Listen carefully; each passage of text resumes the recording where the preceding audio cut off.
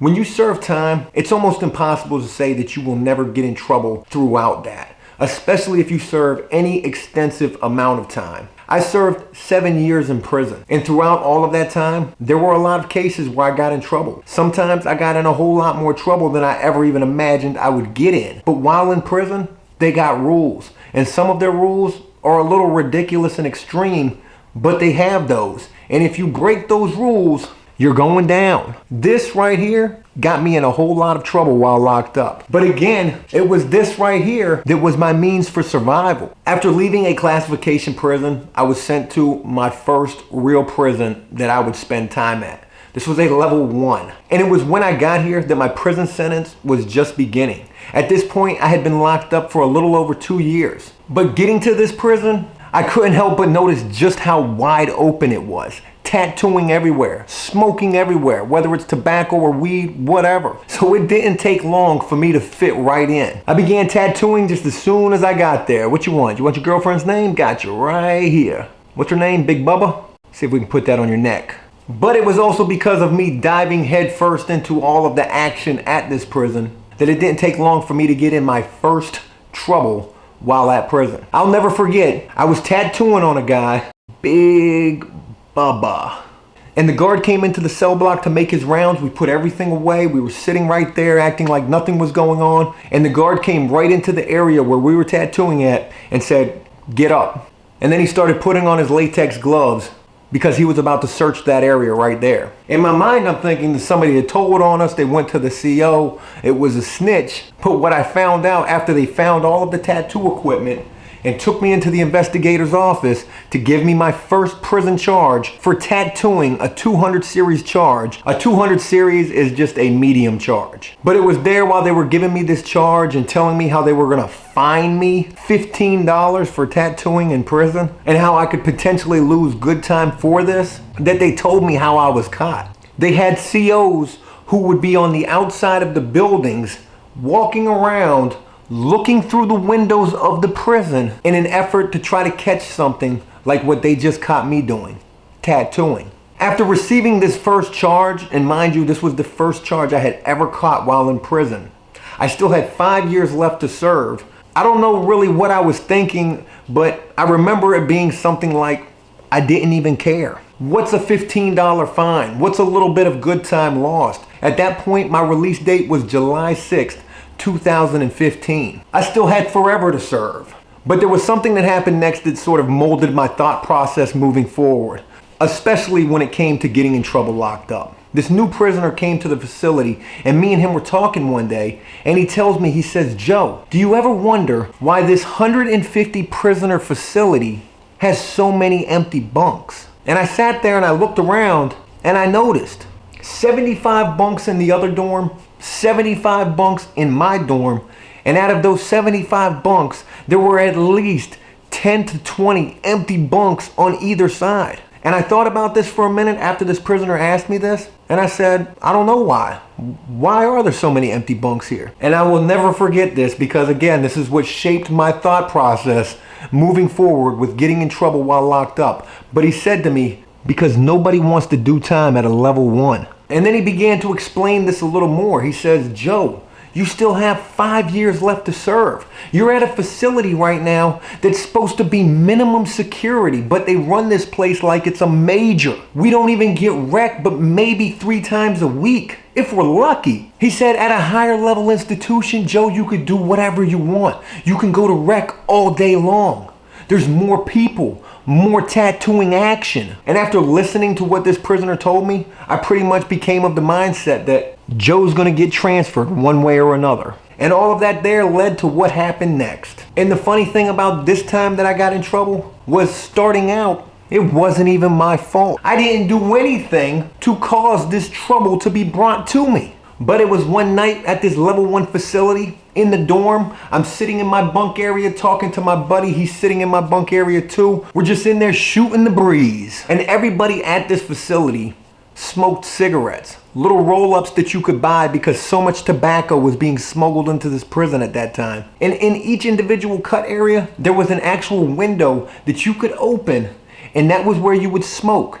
In the back of your cut area, right by that window where you could open, There were also lockers on either side of that window, so you could sit in between those lockers, smoke your little roll-ups, and blow it right out the window. But this one night while all of this was going on, the CO began to do his rounds. And again, me and my buddy, we're just sitting there, we're not doing anything. And the CO comes in, they're smoking in the cut area right next to my bunk. They know the CO's coming in, they put it out real quick and they get out of the cut area. But me and my buddy, we don't move because I'm like, I'm not doing anything, I'm not worried about this. But as soon as the CO walked past my bunk, he immediately smelled the tobacco, he stopped, he looked in my cut area. I looked at him, what's up, man? And he immediately reached in his back pocket, pulled out his latex gloves, and said, both of you, come out here. And it was time to search. Me and my buddy got up, walked outside of the cut area, and the CO began searching all of my stuff.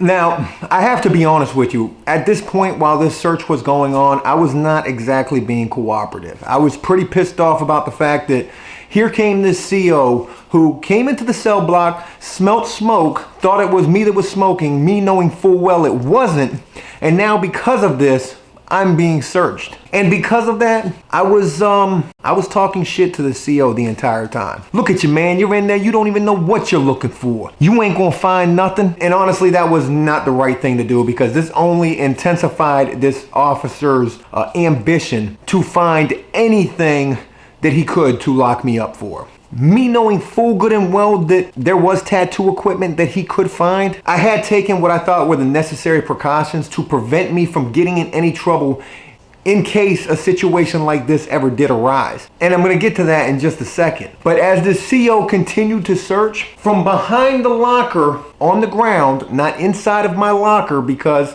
if it's inside of your locker, it is in your possession. But anything on the ground, underneath or beside a locker or inside of an empty locker where there's not a prisoner who's bunked there at, that is called a common area. And on the ground behind my locker, I had a whole bunch of linens. And the officer pulled those linens out and I knew he was about to find the tattooing equipment. And he opened up the linens. Well, what do we have here? Ooh, look at this. Somebody's tattooing. Hey man, I don't know anything about that. It's not mine. It's in a common area. Feeling like I had all the sense in the world, I continued to talk trash to the CO as he continued to search, which really was a mistake because that then led to his next discovery. When he flipped back my mattress, and under my mattress, he pulled out a bag and said to me, "What's this right here?"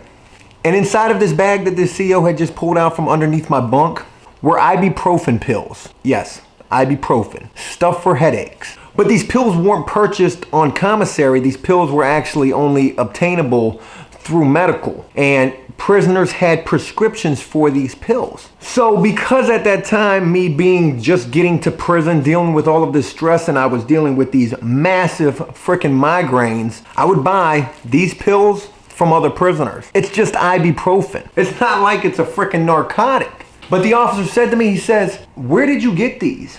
I didn't even really know what to say. I said I bought them from another prisoner. It's just ibuprofen. Well, that was absolutely the wrong thing to say because what the officer then said next, he said, "Hey, you remember all this stuff? This tattooing equipment that I just caught in your common area? I don't even care about this anymore." He said, "Because this right here is a whole lot worse. Come here, put your hands behind your back." Well, Joe, you got to be the stupidest motherfucker ever. He put me in handcuffs. He took me straight to the whole isolation, solitary confinement. And later he came in with his smug smirk on his face, handing me my new charge, a 100 series charge. This is a major charge. And it was for possession of a prescription that doesn't belong to you. I didn't even know that was a charge. And I mean, for ibuprofen, and this charge was big enough to absolutely take away all of my good time. My good time absolutely stopped at that point. So my release date went from July 6th, 2015 to February 1st, 2016.